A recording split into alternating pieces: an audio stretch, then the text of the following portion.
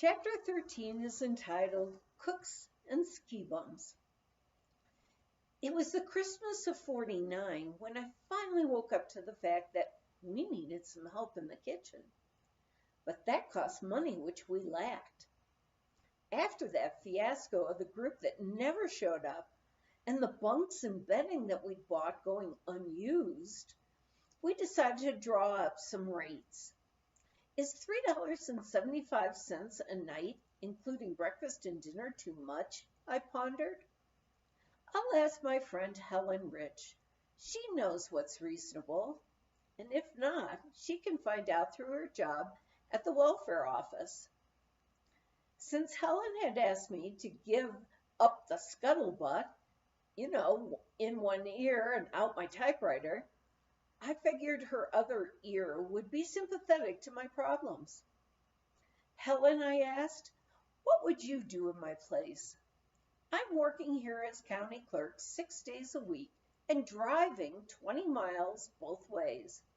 I really look forward to skiing on Sundays. However, after feeding our friends, ski patrol and weekenders who pile into our house and ask to sleep in sleeping bags on our living room floor, it's too much. They're great friends, but as soon as they've eaten breakfast, which I cook for them, off they go. By the time I get the dishes done, I get up to the mountain at noon.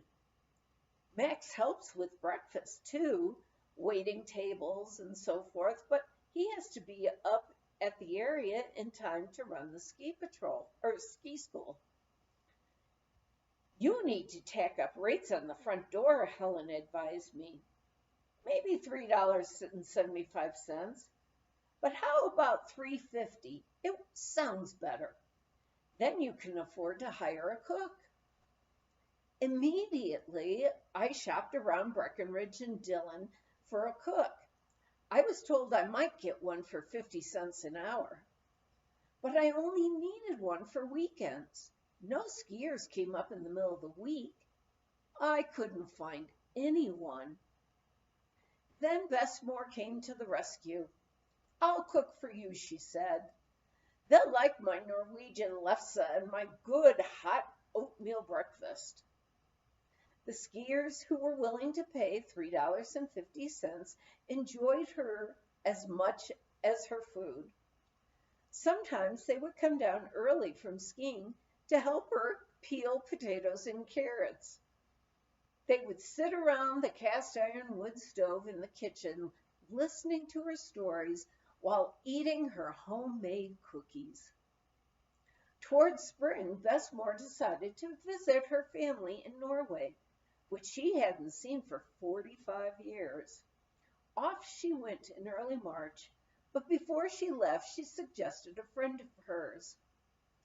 Up the road towards Montezuma, in our old Alhambra cabin, lived a miner with his 200-pound cheerful wife.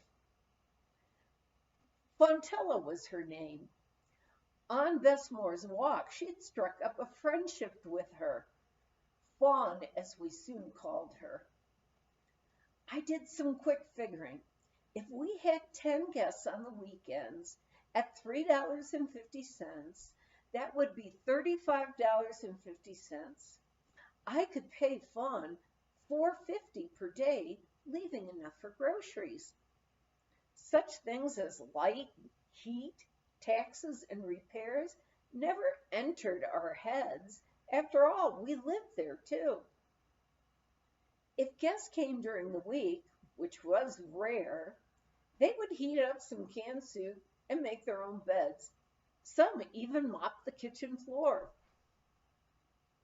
After the ski season, we really looked forward to summer.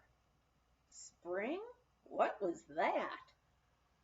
The aspens burst into leaf after the last willow bender snow, usually around June 11th, which was Bess Moore's birthday. On the first birthday she spent in Summit County, I remember her saying, I had to live 70 years before I celebrated my birthday in winter. When summer did come, It was building time. From Breckenridge came a miner and neighbor of Helen Rich. Curly Mackey was his name. He had a true Scots generosity. Mining had come to a standstill, and Curly would say, "There ain't two lunch pails going out of Breckenridge these days." It was wonderful mutual help having Curly there that summer. He had room and board and a rocker in front of the fireplace. Evenings he would sit and rock while listening to Max read to the children. Rolf and Sonny preferred Max's reading to them. At the office, we had no duplicating equipment, so I had to type everything and then proofread it. After months of proofreading, I found myself unable to read stories aloud. Curly and Max built a sawmill. Their plan for the summer was to build a wing on Ski Tip. I must explain how Ski Tip got its name. We had no doorknobs on the doors. They were hard to find and expensive when we found any. Since all skiers had wooden skis in those days, we would come across broken ski tips on the mountain, left there by some hapless skier. After discovering how well they worked as door handles on the front door, which had been beautifully carved by Max, we became scroungers of broken ski tips. Our guests donated any that they would find on the mountain, and soon all the doors had ski tips as door pulls. None of the doors locked, of course, but who worried about that? After suggestions for a name for our place, such as Stagecoach Inn or Beaver Meadows Lodge, Sonny said one day, "Mommy, we've got so many ski tips around here. Why don't we call our place Ski Tip Ranch?" The sawmill was put up near the old wagon road and ready to go, but it needed logs. On Saturday afternoons and Sundays, I would help Max with loading of the logs which he and Curly had cut on the place.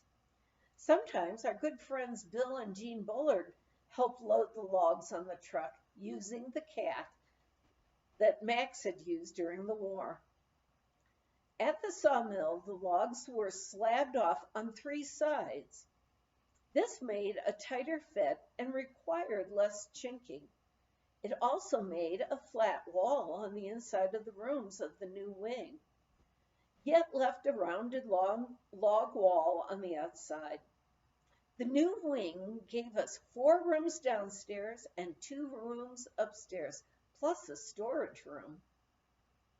We must have a balcony, Max decided, and went about carving the boards for it. I offered to paint it with Pennsylvania Dutch designs. I never thought to trace out the designs and paint them on the boards before we nailed them up. We didn't have a ladder long enough for me to reach up and paint the designs. I found it was easier in the long run to hang over the balcony railing and paint the designs upside down. Rain, wind, and snow soon blended it all together. The weathered designs still show colors, and nobody seems to know or care what they were. Another winter was coming. Fawn and her husband had moved away to the western slope, where I heard she was cooking at a ranch in the Sweetwater country. Lucky Sweetwater people, I thought. Helen Rich came to the rescue again. "Try asking Edna Hooker," she said. And I did. Another lucky day. Edna said she'd clean and make beds besides cook, and asked only 50 cents an hour. Business boomed after we posted a brochure at Arapahoe Basin ski area. We were able to pay her, and we all ate well, with Edna happily singing at her work.